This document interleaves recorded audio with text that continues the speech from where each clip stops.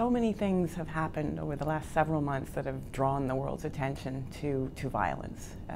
And I think a combination of the gang rapes in South Asia, the shooting of Malala, the situation in Syria, the massacre in Newtown, Connecticut, the languishing of Russian children in orphanages, just this litany of experiences of childhood around the world which are illustrative of violence against children have forced our organization to really step up and say this is something that matters incredibly to us. In fact, we're really seeing this as a multi-year initiative.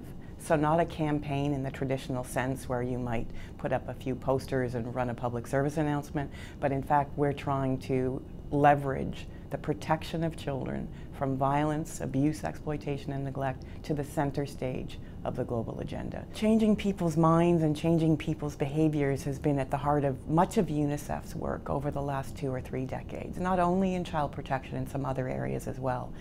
And what we know is that if we can tap into the leadership of the faith-based community, of civil society organizations at this level, if we can find some change makers and use the UNICEF platform to leverage those voices and those leaders, we can have an impact. We know that some of the things we're addressing are going to need longer-term investments.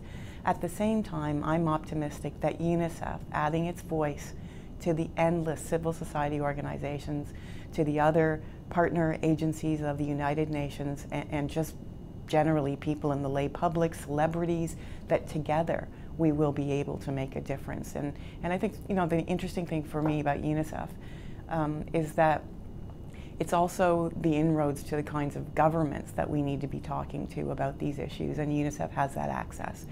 Unique access because we're talking about children.